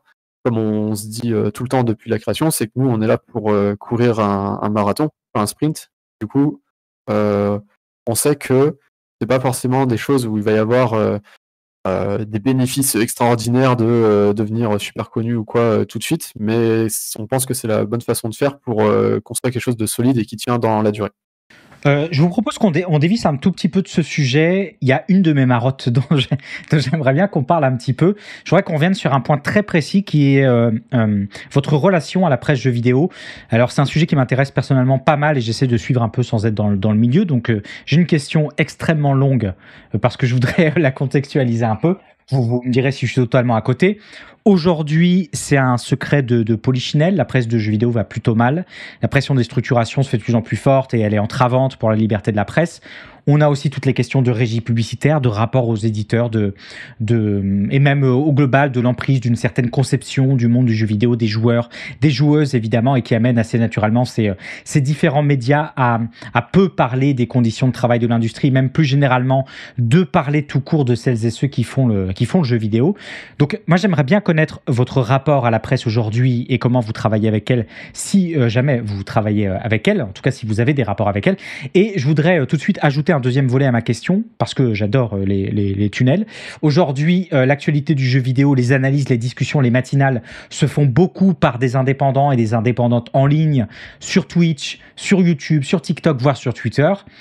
Et alors qu'on pouvait imaginer il y a quelques années que ça allait justement libérer des façons de penser, de raconter le jeu vidéo, eh bien on se retrouve quand même au global avec, alors pas tout le monde évidemment, mais au global, avec des chaînes de plusieurs centaines de milliers d'abonnés qui vont à leur public, en disant plusieurs centaines de milliers d'abonnés, tout le monde a un peu compris, mais qui vont à leur public remettre en avant le fantasme de si on veut un grand jeu, bah, il faut en payer le prix, des chaînes qui vont constamment personnaliser les dynamiques de l'industrie par les seuls dirigeants et qui vont surtout par des choix éditoriaux passer volontairement ou involontairement à la trappe la question des travailleuses et des travailleuses. Donc bon, je résume ma question qui est interminable. Comment vous bossez avec la presse traditionnelle? Comment vous bossez avec tous ces nouveaux créateurs et ces nouvelles créatrices de contenu en ligne? Et comment est-ce qu'on lutte aussi contre une partie de leur travail qui pourrait aussi se considérer comme de la sape du vôtre? Alors, pour la presse généraliste et spécialisée, j'ai pas l'impression qu'on fasse de fonctionnement vraiment différent. Il y a une partie de la presse spécialisée qui était en fait super intéressée et demandeuse de faire des dossiers de fond, de s'intéresser aux conditions de fabrication des jeux vidéo et tout ça.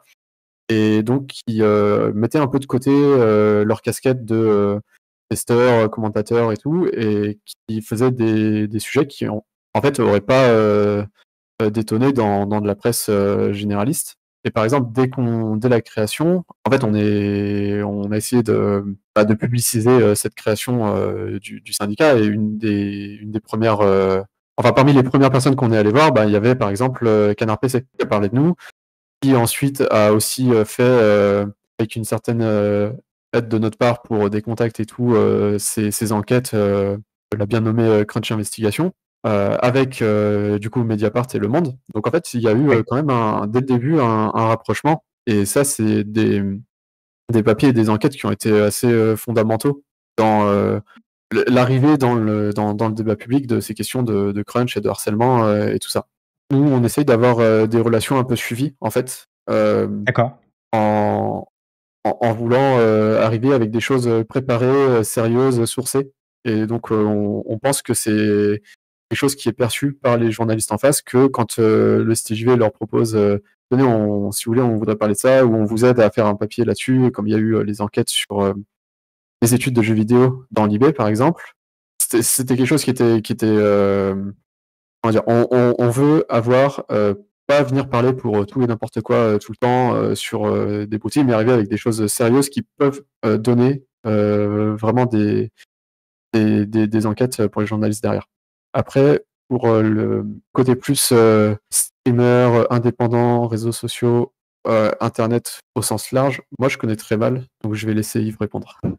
Déjà, juste un point important à soulever par rapport à quand on travaille avec une rédaction. Alors après, on n'est pas les mieux placés pour en parler, mais c'est aussi un coup, c'est un vrai gage de confiance des rédactions en face de nous, parce que c'est un vrai coup pour une rédaction de mettre, et notamment une rédaction spécialisée jeux vidéo, de mettre un ou deux rédacteurs sur un dossier. Parce qu'en plus, c'est un coup, souvent, c'est des dossiers qui sont lourds psychologiquement, qui prennent du temps. Donc, ça veut dire tu mets de côté tout plein de tests, ou en tout cas une force de travail sur ces tests. Ça.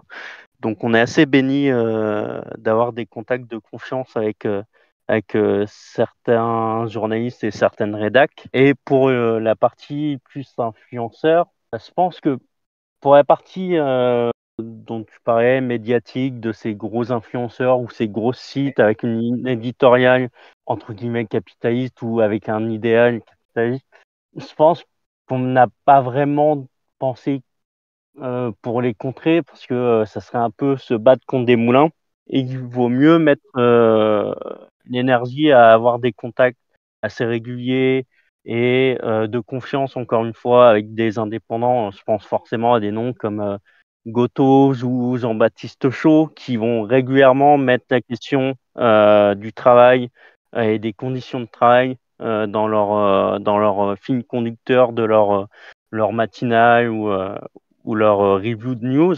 Il me paraît plus intéressant d'avoir un travail de leur fournir quand on a des choses intéressantes comme le baromètre, que d'aller s'évertuer à trouver une stratégie pour contrer des mastodontes qui malheureusement sont ce qu'ils sont. Je pense que c'est assez similaire à la stratégie entre guillemets générale qui s'est formée autour du syndicat de dire c'est un marathon, donc on va faire les pas qu'il faut, même si c'est des petits pas, et petit à petit on aura un réseau d'influenceurs entre guillemets assez gros qui nous suivent pour que en fait on ait un poids pour essayer de faire changer une partie des mentalités.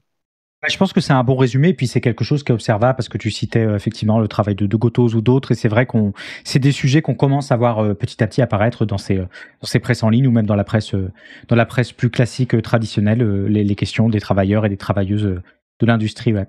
Ah ouais, je suis assez d'accord avec ça. Ouais. Et justement, est-ce qu'on n'en profiterait pas pour partir sur une dernière partie de discussion et de parler de votre fameux baromètre 2022 sur les travailleurs et les travailleuses du jeu vidéo que vous avez publié la semaine dernière, qui est un sacré outil et une sacrée enquête au passage. Le lien sera évidemment dans la description et j'invite vraiment à aller jeter un œil, c'est assez passionnant. Avant qu'on rentre dedans, est-ce que vous pourriez nous parler de cette idée d'abord de réaliser un baromètre? Pourquoi est-ce que vous vous êtes dit que ce serait intéressant de travailler à son élaboration? En fait, c'est une idée qui nous trotte dans la tête depuis longtemps. En fait, à la base, tu dois le savoir, parce que j'imagine c'est le but de la question, il y a un baromètre qui existe préalablement au nôtre, qui est le baromètre du SNJV.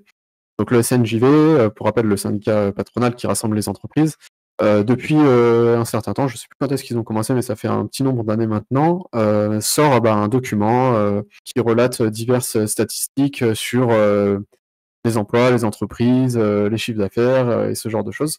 Et sa particularité, en fait, c'est que c'est les entreprises qui sont interviewées. Quand il y a des questions sur les salaires qui sont pratiqués dans le milieu par rapport au métier et tout, c'est l'entreprise qui répond, et l'entreprise, elle répond ce qu'elle veut. Et nous, on n'est pas forcément sûr que que ça reflète vraiment la réalité. Et 2018, on s'était dit que ce serait vraiment bien d'arriver à faire quelque chose de pas équivalent, mais qui soit une enquête un peu approfondie et dont on arrive à sortir des stats, mais qui soit faite par les gens qui travaillent, pour les gens qui travaillent. On a essayé de le faire en 2018. Un certain nombre de gens avaient répondu, mais on n'avait jamais réussi à mettre assez de travail derrière pour que ce soit mis en forme, publiable et tout. Donc on avait gardé les résultats qu'on avait, on s'en était un petit peu servi pour appuyer des points de discours ou montrer à des gens, des universitaires par exemple. Mais c'était pas aller beaucoup plus loin que ça. Et là, en 2022, donc, notre commission baromètre et statistique, qui se donne pour but de faire ça, avait élaboré cette enquête qu'on a fait passer via Twitter, dans le but de avoir une vue d'ensemble, une photographie de à quoi ça ressemble les conditions de travail maintenant, à quoi ça ressemble les salaires et tout, mais en demandant directement aux gens qui sont concernés. Et ensuite, ça nous permet aussi de regarder ce qui va nous intéresser, qui n'est pas la même chose qui va intéresser les entreprises.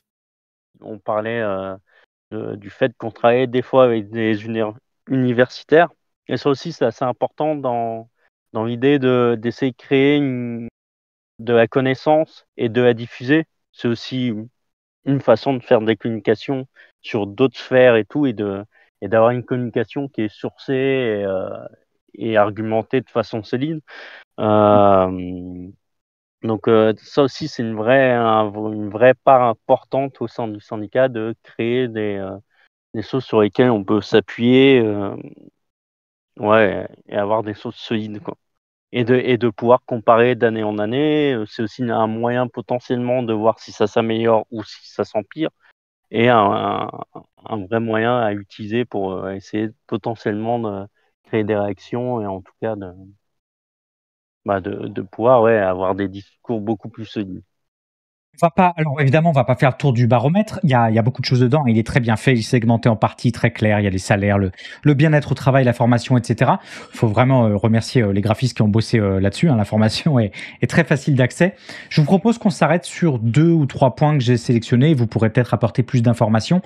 Et je me vois difficilement commencer par autre chose que ce chiffre qui fait froid dans le dos, alors qu'on nous bassine à longueur de communiqué pour nous dire que c'est fini, qu'on est passé à autre chose, que ça va mieux.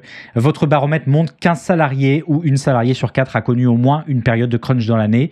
Le crunch, c'est cette période de travail intense qui va se concentrer autour du rendu d'une étape importante à un moment donné du développement d'un jeu.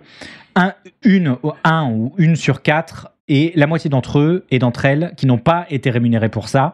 Et là où ça fait très vite mal planer, c'est que vous ajoutez que 25% d'entre eux et d'entre elles partent d'un crunch qui dure minimum 2 mois. Et pour 10% des travailleurs et travailleuses du jeu vidéo, c'est un minimum colossal de 3 mois minimum.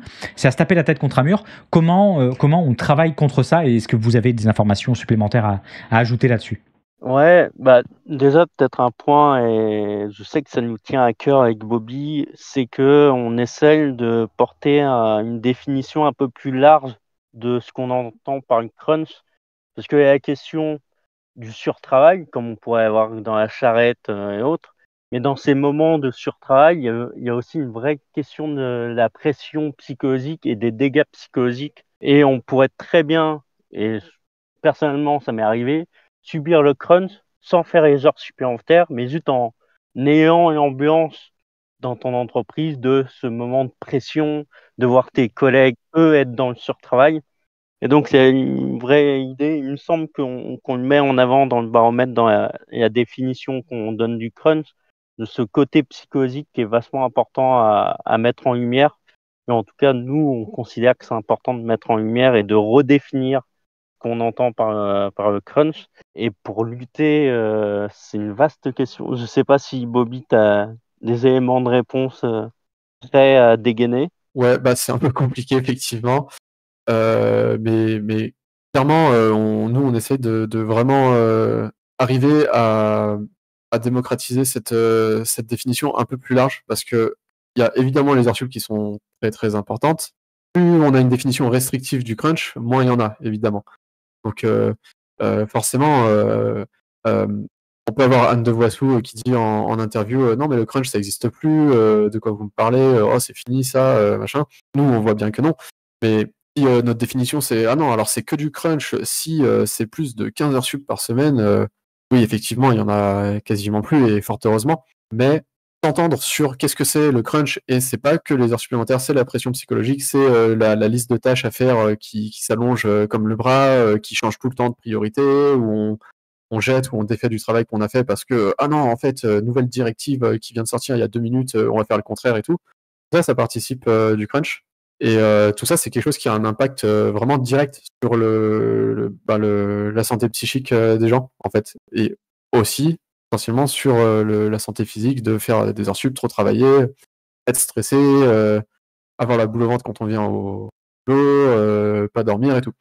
Et tu peux très bien être ultra stressé pour ton boulot et pas dormir la nuit sans faire d'heures sup, bah, tu vas quand même venir au boulot éclaté et être crevé tout le temps et c'est pas normal. Bah, comme on le disait avant, c'est primordial pour nous de répandre en fait cette compréhension du crunch comme c'est une partie du système de production en fait. C'est pas juste ah bah là on a besoin de faire des heures sup. C'est vraiment institutionnalisé que tu es à la merci des changements de priorité permanents, du travail fait dans le vent et aussi des heures sup. Et si on n'arrive pas à se mettre d'accord et à comprendre ça, bah, on peut pas vraiment lutter contre le crunch. Pour ajouter, et tout à l'heure on en parlait un peu, mais du coup, un travail de fond et sur la durée, c'est de rendre cette chose juste inacceptable et qu'il y ait une vraie solidarité par rapport au fait que ça doit être inacceptable.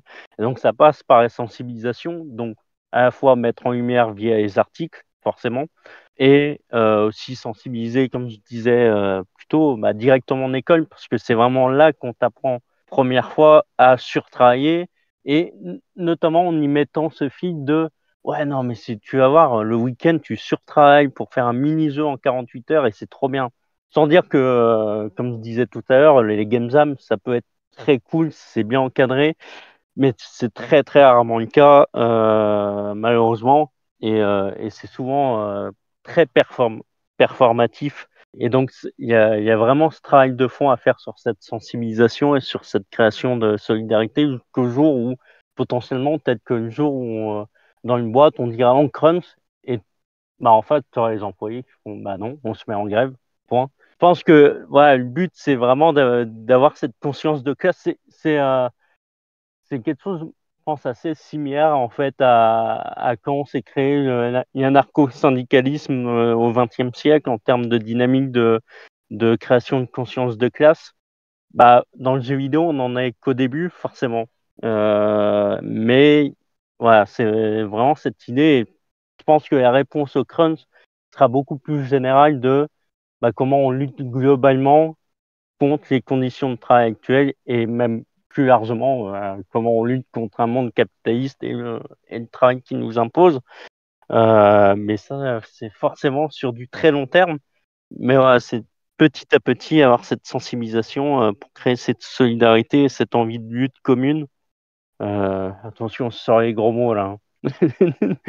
Et le gros vocabulaire militant, mais je pense que c'est vraiment cette base-là qu'il faut mettre en place pour espérer pouvoir lutter contre. Et une chose qui peut être vastement efficace, et on l'a vu à quelques exemples, c'est aussi quand les joueurs arrivent à être dans cette mentalité-là et de dire non mais prenez votre temps, c'est pas grave le jeu, vous prenez votre temps pour faire un bon jeu, pas bugger, parce que ça aussi, ce qui est intéressant, c'est qu'en fait, il y aurait des arguments totalement capitalistes contre le crunch.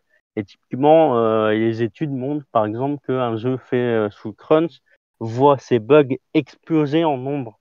Parce que forcément, un programmeur fatigué fait plus de conneries. Donc, il y a aussi potentiellement tout un discours à essayer de faire infuser côté joueur pour avoir cette pression populaire sur les éditeurs et les boîtes qui pourrait potentiellement aider. Mais je ne sais pas si c'est utopique ou pas, mais au moins avoir les joueurs, ça peut au moins aussi être un soulagement de dire ok, c'est inacceptable aussi pour les joueurs qui regardent notre jeu. C'est toujours ça de prix. Il y a un truc que tu as abordé, que tu viens d'aborder vite fait. Alors moi, c'est un sujet que je connais pas du tout, mais j'ai l'impression que c'est un sujet qui vous parle beaucoup et duquel vous avez beaucoup parlé. Et ça apparaît dans votre baromètre 2022. C'est la question de la formation de ces travailleurs et des travailleuses du jeu vidéo. Dans ce baromètre, on apprend que le coût des études est en moyenne de 25 000 euros sur l'entièreté du cursus. C'est plus du double du coût moyen d'un étudiant en France. Qu'est-ce que c'est que ce pastis? Est-ce que vous avez des réponses à apporter à ça? Je pense en termes d'analyse qu'on peut faire, c'est aussi que ça a été c'est toujours une maille financière pour certaines écoles privées. Le jeu vidéo attire énormément, sauf que le fait est que le marché de l'emploi n'est pas prêt à absorber toutes les personnes qui sortent, notamment de certaines filières très spécifiques. Et je pense particulièrement au game design, où on a des centaines et des centaines d'élèves qui sortent d'écoles et d'écoles des fois pas super qualifiées pour donner les connaissances en question.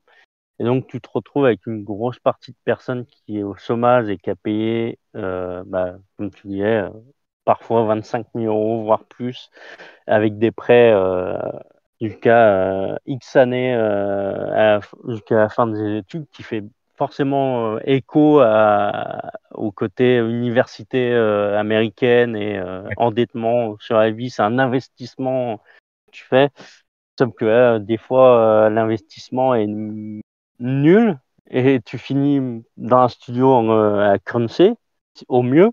Donc pour lutter contre ça, point qu'on essaie de mettre en avant, alors c'est pareil, c'est du travail de fond et qui verra le jour quand ça verra le jour, mais ça prend forme.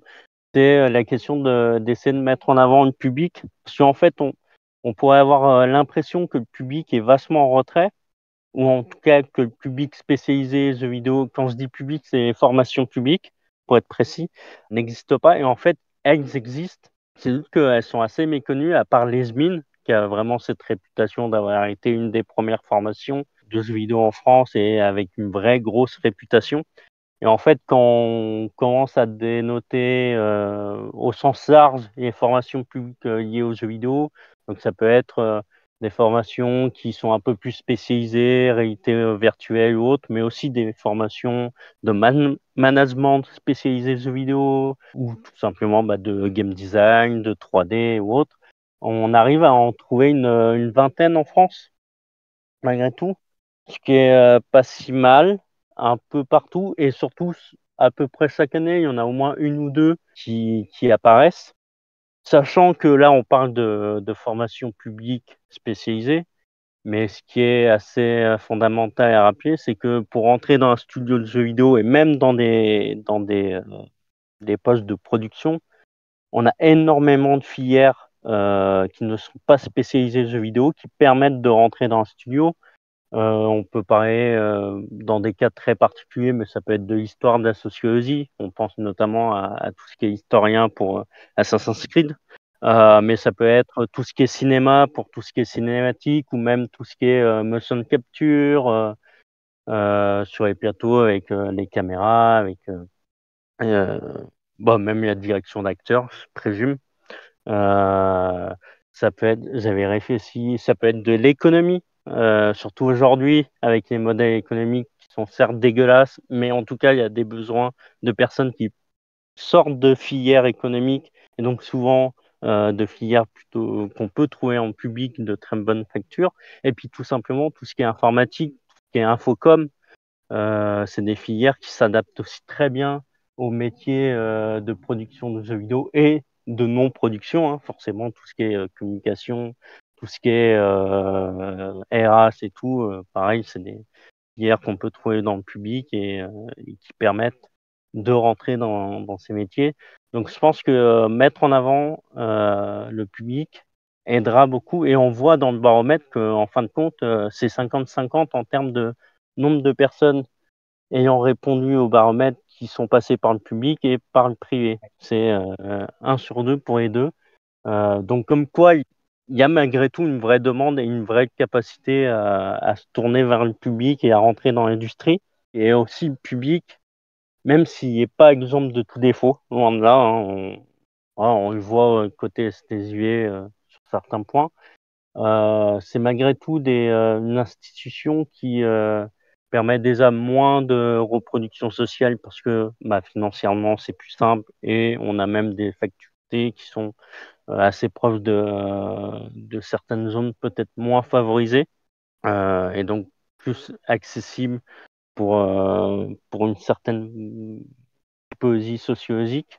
C'est aussi des institutions qui sont théoriquement plus armées à gérer certaines questions de discrimination ou autres. Je dis théoriquement parce qu'on sait très bien que c'est pas toujours vrai, ou qu'il peut avoir des dysfonctionnements et autres. Mais en tout cas, quand on voit comment c'est géré côté privé, on se dit que le public est quand même plus costaud sur ce point-là, et puis on a plus de diversité.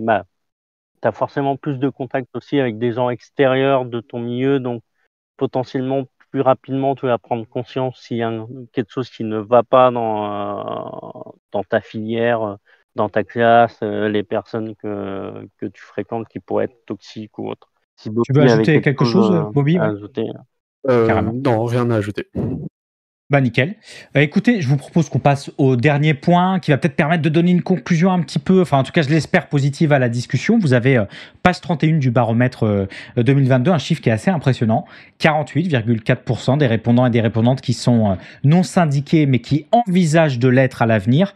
Il y a de quoi être optimiste quant à l'avenir de la syndicalisation du STJV et plus généralement de la syndicalisation dans le monde du jeu vidéo qu'on voit beaucoup bouger, notamment à l'international ces derniers mois et ces dernières années. Qu'est-ce que vous en pensez, vous, de ça? Est-ce que ça vous donne du baume au cœur? Vous êtes là en vous disant c'est bon, on y est. Qu'est-ce que vous en pensez? On y est peut-être pas, mais clairement c'est quelque chose qui fait plaisir. Enfin, on voit, ça nous conforte dans l'idée qu'on fait pas ça pour rien et que ça parle quand même à beaucoup de gens. Nous, on a vu un gros regain d'intérêt pour notre syndicat en même temps que les autres, que les confédérations et tout, pendant le mouvement contre la réforme des retraites. En fait, tu vois, la CGT disait ouais, on a eu 30 000 adhésions pendant 2 mois ou machin. Et c'est aussi quelque chose qui se voyait beaucoup au niveau du jeu vidéo. qui allait pas forcément de soi, mais en fait, c'est un sujet qui a vraiment mobilisé plein de gens. Et il y a beaucoup de gens qui se sont rapprochés de nous en manif, qui ont adhéré et tout. Ça confirme quelque chose qu'on sent en fait, mais là on a effectivement des chiffres qui montrent que ça intéresse beaucoup de gens. Après, évidemment, comme c'est précisé, il y a le biais que l'enquête elle a été diffusée sur Internet via nos réseaux, donc nécessairement on sait que ça va être plus des gens qui ont tendance à s'intéresser à ce qu'on fait, voire à nous suivre, qui vont répondre, ça c'est évident. Même en prenant ça en compte, on a quand même quasiment 1000 réponses, ce qui est assez vraiment important par rapport à la taille de notre industrie. Enfin, on estime que c'est peu ou prou pas loin de 10% des gens, quoi. Ah ouais. Peut-être un peu moins. On n'a pas de chiffres vraiment officiels précis et tout. Je crois que dans le dernier rapport des institutions publiques, ça parlait de environ 12 000 personnes dans les emplois du jeu vidéo en France. Voilà, on peut pas vraiment savoir, mais en tout cas, on sait que 1000 par rapport à ça, c'est en tous les cas beaucoup. Donc ouais, beaucoup de gens intéressés. On a commencé petit, mais c'est vraiment quelque chose qui se développe bien. Alors comme d'habitude, en fait, nous on donne pas notre chiffre d'adhérentes parce que c'est un truc qu'on préfère pour des questions de communication et tout garder privé. Ouais, ça confirme l'impression qu'on avait en fait. Après, et c'est pas forcément. Il y a beaucoup de gens qui adhèrent, ça veut pas dire que c'est forcément des gens qui vont être hyper investis à fond et tout. En fait, c'est très cool d'avoir beaucoup de gens qui font partie du syndicat, que ce soit nous ou l'autre, quels que soient les métiers et tout. Parce que rien que le fait d'adhérer, ça donne de la force par les cotisations, qui font plus de moyens pour entreprendre des actions. Et ça donne de la force par le nombre quand ensuite il faut enclencher des rapports de force s'il y a des négociations ou des choses comme ça à mener.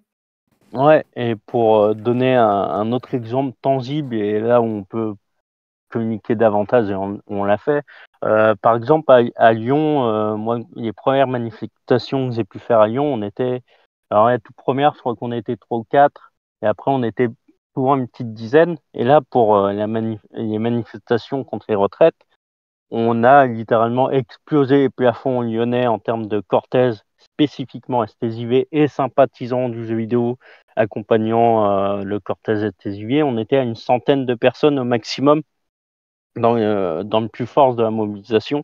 Donc on voit bien le gap assez énorme qu'on a eu. Et après, oui, tu parlais de la syndicalisation au sens large, que ce soit notamment aux États-Unis ou en Amérique du Nord.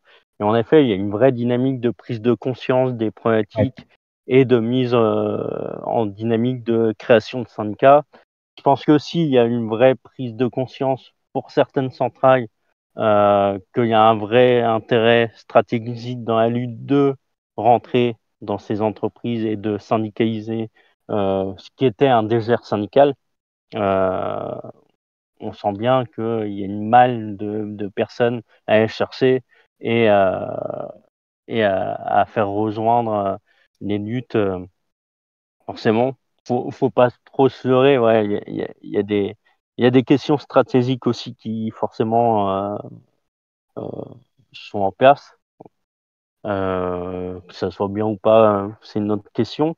Et moi, un autre point qui m'intéressait sur ce côté-là, c'est que tout à l'heure, je sais que tu as parlé, il me semble, de la grève des scénaristes et des acteurs.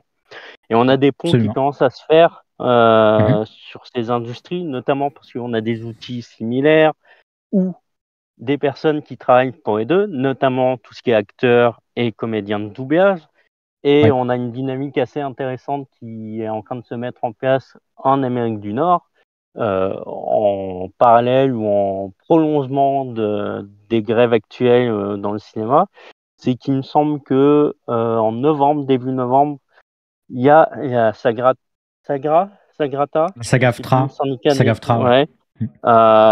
qui a toqué à la porte des grands éditeurs en disant on va peut-être renégocier les contrats de nos adhérents avec vous qui font votre motion capture et tout. Donc il y a des convergences du fait qu'on a des outils, des moyens des méthodes de production similaires qui se créent et du coup maintenant des personnes qui travaillent sur les différents en parallèle dans le jeu vidéo et dans le cinéma.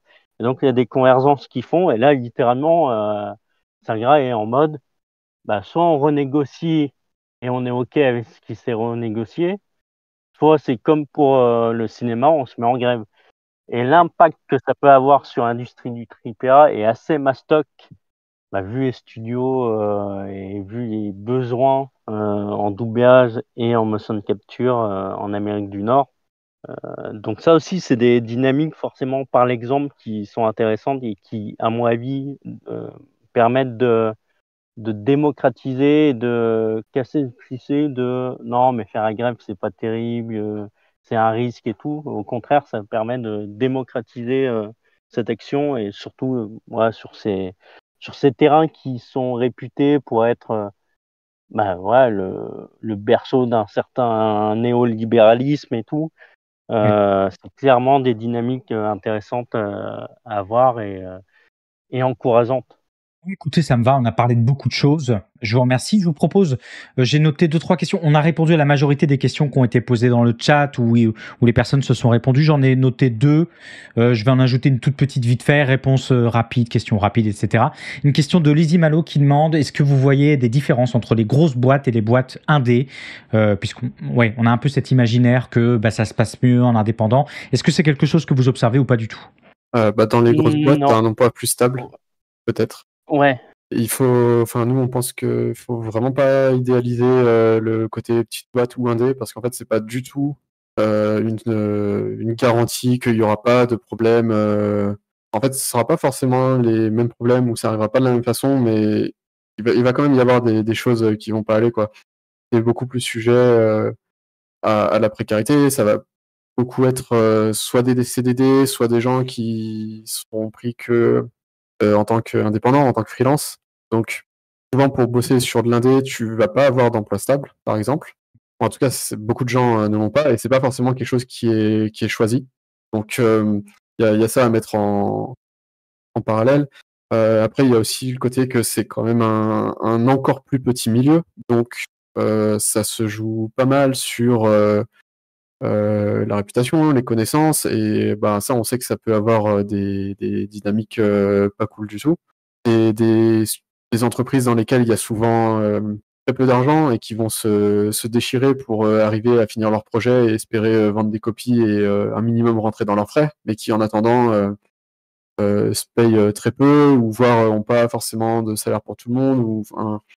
Donc, c'est des conditions de production qui sont souvent très compliquées. Et ouais, on pense que c'est important de dire que c'est pas parce que on va dans quelque chose de petit que automatiquement ça va être plus facile. Oui, puis on est sur une culture commune de travail, de conception du jeu vidéo, du travail du jeu vidéo, des écoles, j'imagine, des formations qui sont les mêmes. Oui, bien sûr. Ouais, tout à fait, parce que en fait, ce qui est assez courant, c'est que les gens qui vont pouvoir se dire moi je veux créer un studio indépendant pour faire des petits jeux et tout.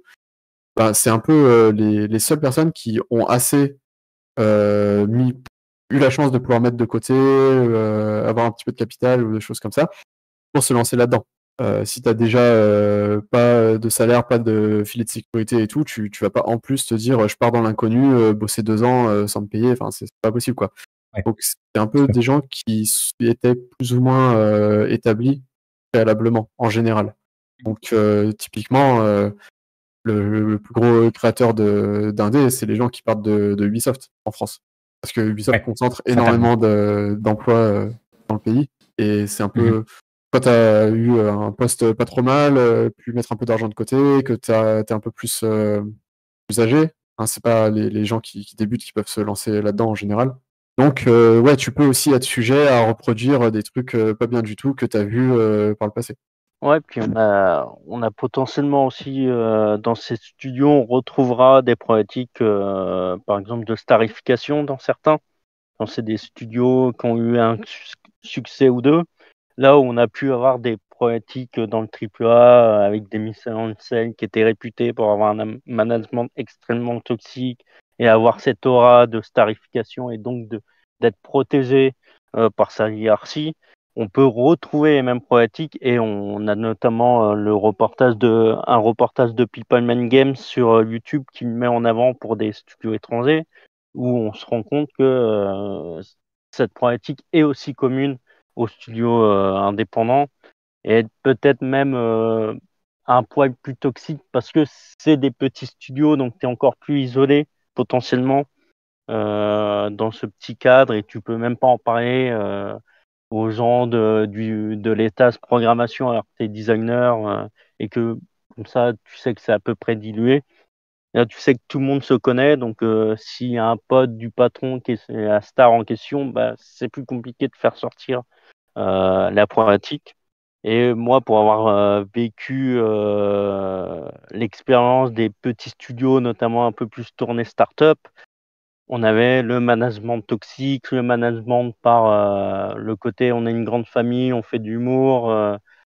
Mais non, c'est de l'humour, c'est une blague raciste, mais c'est de l'humour, c'est une blague sur les violences conjugales, mais c'est de l'humour. Un propos transphobe, c'est pas grave, on est une grande famille, de toute façon, il n'y a pas de personnes trans dans le coin, donc c'est pas grave. Ce genre de choses, tu peux y retrouver aussi très facilement dans les petits studios. D'accord. Moi, j'ai une dernière petite question, mais très très rapidement, parce qu'on a beaucoup parlé évidemment des relations du syndicat avec les syndicats d'Amérique du Nord, puis on voit les mouvements qui se déroulent là-bas, mais il y a quand même un grand territoire du jeu vidéo, vous allez me voir venir, mais un grand territoire du jeu vidéo où là, qui est un peu opaque, où il n'y a pas trop de mouvements syndicaux, où il se passe pas grand-chose dans les boîtes, et dont les seuls retours qu'on a sont faits par de la presse étrangère, c'est le Japon. Est-ce que vous avez vous avez des contacts avec je sais pas, des équivalents de syndicats au Japon? La plupart des syndicats que je connais ici sont des syndicats patronaux, donc je sais pas si vous avez des contacts d'une façon ou d'une autre sur le territoire japonais. Au Japon, il me semble pas. C'est effectivement pas spécialiste, donc je vais pas faire une analyse de comptoir, mais c'est vrai qu'il y a un peu ce côté à part, un peu coupé. Peut-être que les liens sont clairement pas faciles. Après, c'est vrai de manière générale avec pas mal de pays d'Asie. Bon, c'est un grand continent, mais qui est aussi dans une phase où la syndicalisation prend de la vitesse. En fait, ça Ouais. s'est vu un peu en Corée. Ça se voit un peu, il me semble. Où est-ce qu'il y a le Ubisoft qui fait Skull and Bones déjà? À Singapour. À Singapour.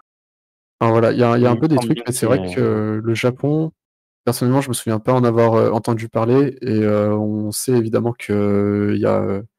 Alors, il y a sûrement les mêmes problèmes que le jeu vidéo ailleurs, et il y a aussi plein de trucs un peu plus peut-être spécifiques au Japon en tant que tel qui viennent se rajouter par-dessus. Mais je crois pas qu'on ait de lien. Et je sais pas s'il y a des organisations de travailleurs, travailleuses JV en tout cas dans ce pays. Mais il y a des liens qui sont balbutiants, qui commencent quand même à pas mal émerger à l'international. Par exemple, l'année dernière, on avait été à une conférence, un rassemblement en Allemagne, où on avait rencontré des syndicalistes de Corée, par exemple, des États-Unis. Enfin voilà, ça se fait petit à petit, mais c'est balbutiant, quoi.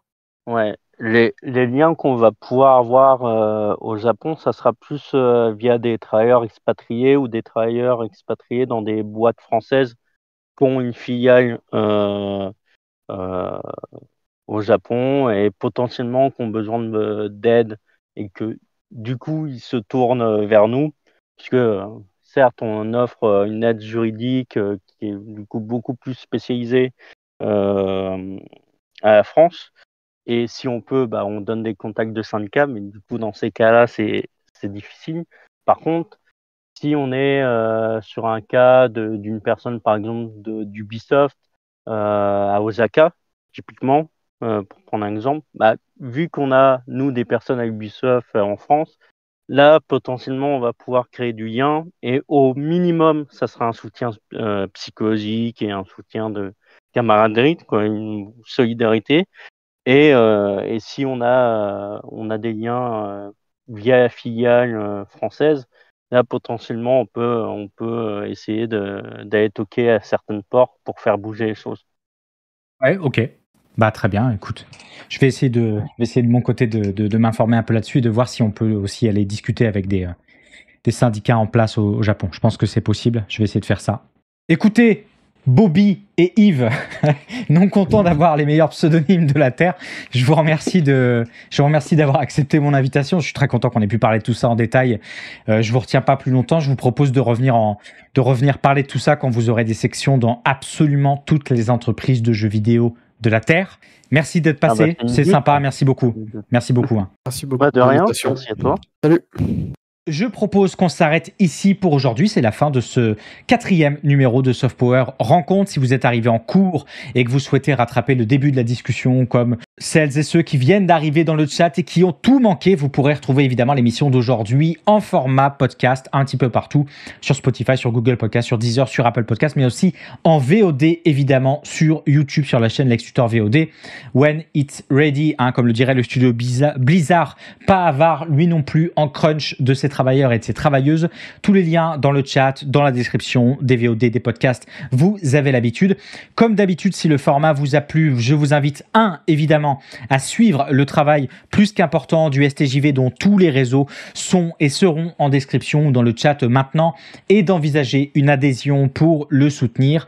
Et 2, s'il vous reste un petit peu de monnaie sonnante et trébuchante, je vous invite à soutenir l'émission en faisant un don sur ma page Patreon dont le lien est également en description, les choses sont bien faites, ou en vous abonnant à la chaîne Twitch. N'oubliez pas, c'est le September, ça coûte moins cher. Vous pouvez bien sûr follow la chaîne, venir en live le vendredi, mettre des pouces bleus pour les expériences sociales, des évaluations positives, tout ce qui aide à faire découvrir l'émission et à la faire grandir. Allez, je vous remercie à toutes et à tous d'avoir été présents et présentes aujourd'hui aussi pour ce nouveau Soft Power Rencontre. On se retrouve comme d'habitude la semaine prochaine, vendredi 10h, pour une nouvelle matinale pop culture, et à bientôt pour une nouvelle discussion. Allez, ciao!